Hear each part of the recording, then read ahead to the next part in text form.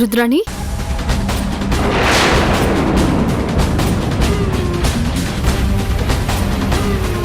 నువ్విక్కడేం చేస్తున్నావు? అది నేను మా ఆయన కలిసి బండి మీద వెళ్తుంటే బండి ఆగిపోయింది. బైక్ రిపేర్ చేయించడానికి బైక్ తీసుకెళ్లారు. అందుకే వెయిట్ చేస్తున్నాను. అవునా, సరేరా, మనం కూడా మీ ఆయన దగ్గరికి వెళ్దాం. వద్దొద్దు, నువ్వెళ్ళు. నేను మా ఆయన వచ్చాక ఆయనతో కలిసి వెళ్తాను. సరే, అయితే మీ ఆయన వచ్చేంత వరకు నేను నీకు కంపెనీ ఇస్తాను. ఎందుకు చంద్రిక? నీ దారినే నువ్వెళ్ళు, నేను నా దారిన వెళ్తాను. అదేంటి రుద్రాణి, మీ ఆయన్ని మాకు పరిచయం చేయవా? ఇంతకు ముందు కూడా ఇంటి దాకా వచ్చినా కానీ ఆయన్ని చూపించకుండా పంపించేశావు. కనీసం ఇప్పుడైనా పరిచయం చేయవా? కాసేపట్లో ఎలాగో వస్తారుగా, పరిచయం చేసుకున్నట్టు ఉంటుంది. ఇక్కడే ఉంటానులే. అమ్మో, ఇది ఇక్కడే ఉండి భరత్ని కనుక చూసిందంటే మళ్ళీ ఏం గొడవలు అవుతాయో ఏంటో. అబే, ఆయన బహుశా బండి రిపేర్ చేయించుకురావడానికి టైం పడుతుంది. మళ్ళీ నీకేదన్నా పనుంటుంది కదా, నువ్వెళ్ళు చంద్రిక. ఆ తర్వాత తీరిక చూసుకుని ఎప్పుడో ఒకసారి ఇంటికి వస్తానులే, నువ్వెళ్ళు. ఇప్పుడు నాకంత అర్జెంట్ పనేం లేదు. మీ ఆయన్ని చూసి పలకరించే వెళ్తాను, సరేనా? ఆటో, నీకేం పనిలేదేమో, నాకు మాత్రం చాలా పనుంది. నేను వెళ్తున్నాను, కావాలంటే నువ్వే వెయిట్ చేసుకో. ఆగు రుద్రాణి, రుద్రాణి. బాబు, ఆటో త్వరగా పోని. బాయ్ చంద్రిక. ఏంటిది, తన భర్త వస్తాడు అని చెప్పి అతను రాకుండానే అలా వెళ్ళిపోతుంది.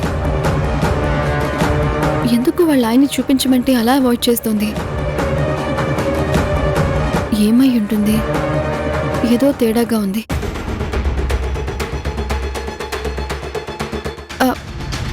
ఆటో,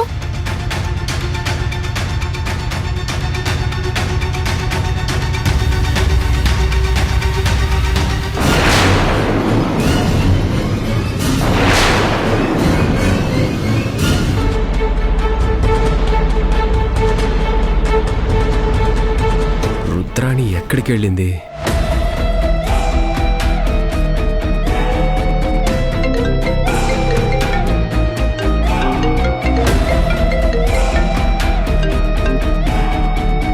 హలో హలో, రుద్రాణి ఎక్కడున్నావు? బండి రిపేర్ చేయించుకొని వస్తానని చెప్పాను కదా, ఈలోపు ఎక్కడికి వెళ్ళిపోయావు? సారీ విజయ్, నాకు అర్జెంటుగా ఫోన్ వచ్చింది. నేను ఒక ఇంపార్టెంట్ పని మీద వెళ్తున్నాను. నువ్వు ఒక పని చెయ్యి, నువ్వు రెస్టారెంట్ దగ్గరికి వచ్చేయి, నేను డైరెక్ట్గా అక్కడికే వచ్చేస్తాను, సరేనా? సరే, బాయ్.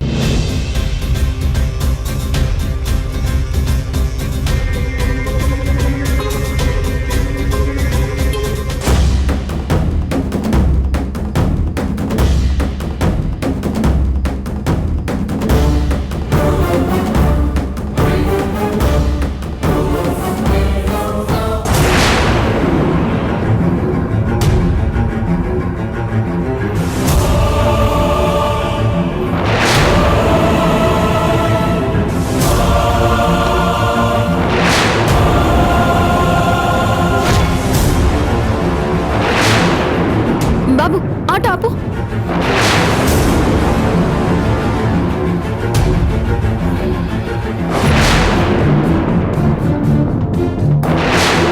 యాండి, భరత్ గారు, బాబు ఆయన్ని ఫాలో అవ్వు. Okay madam.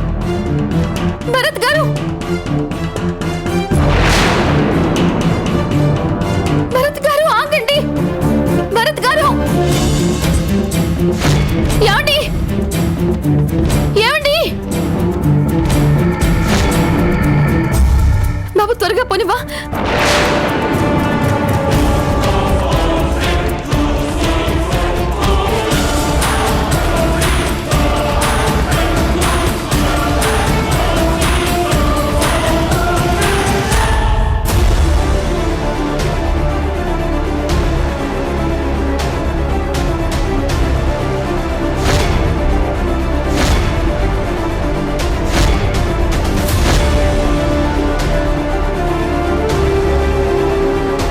ఎటు వెళ్ళిపోయారు?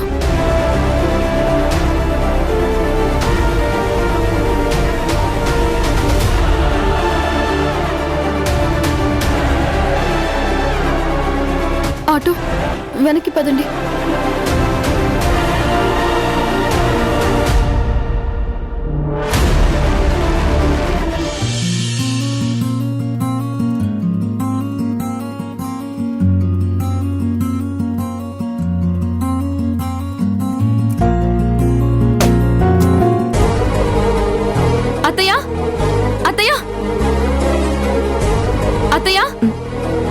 చంద్రిక, ఏంటమ్మా అప్పుడే వచ్చావు? వెళ్ళిన పని అయిపోయిందా?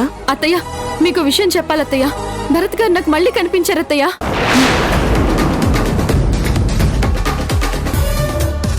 ఏంటమ్మా ఏమంటున్నావు?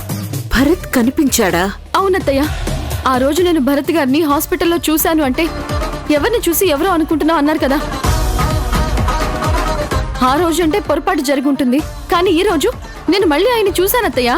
ఆయన బైక్ మీద వెళ్తుంటే నా కళ్ళారా నేను చూశాను. నిజమా? అవునత్తయ్య, ఆయన్ని పట్టుకోవాలని ఆటోలో ఆయన వెనకాలే చాలా దూరం వరకు వెళ్ళాను, కానీ మిస్ అయిపోయారత్తయ్య. ఇప్పుడైనా నా మాట నమ్ముతారా? ఏమోనమ్మా, నువ్వు చెప్తూ ఉంటే నిజమే అనిపిస్తోంది, కానీ ఎలా నమ్మాలి? అయ్యో అత్తయ్య, నేను చూశాను అని గట్టిగా చెప్తుంటే ఎలా నమ్మాలి అంటారేంటి? నేను చెప్తుంది నిజం అత్తయ్య. నేను నిజంగానే చూశాను, నా కళ్ళతో చూశాను. భరత్ గారు భరత్ గారు అని పిలుస్తుంటే ఆయన నా మాట వినిపించుకోకుండా వెళ్ళిపోయారు అత్తయ్య. సారీ చంద్ర గారు, కాస్త లేట్ అయింది, బయలుదేరదామా? ఏమండి, నేను మీకు గుడ్ న్యూస్ చెప్పనా? నేను ఇవాళ భరత్ గారిని మళ్ళీ చూశాను.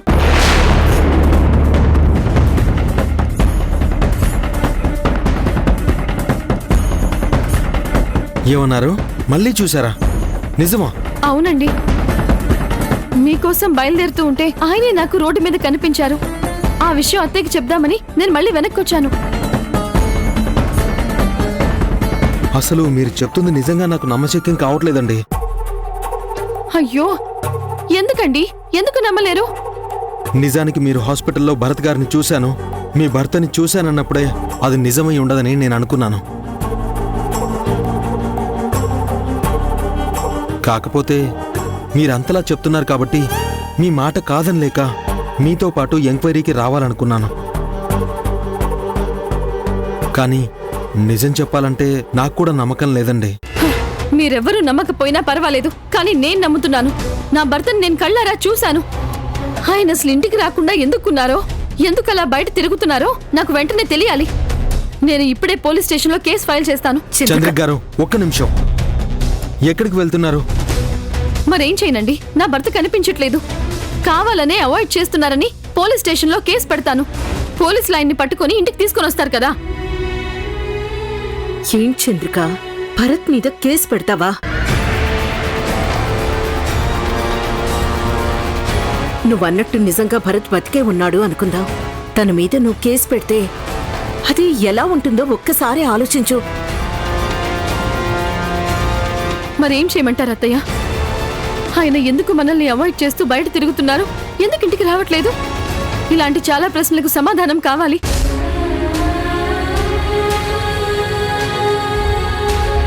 ఆయన నా కళ్ళెదురుగా కనిపిస్తే నిలబెట్టి మాట్లాడొచ్చు, కానీ ఆయన మన నుంచి తప్పించుకుని తిరుగుతున్నారు కదా అత్తయ్య. చంద్రిక గారు, మీరు కొంచెం ఆవేశం తగ్గించుకోండి, నా మాట వినండి. దయచేసి మీరు తొందరపడకండి.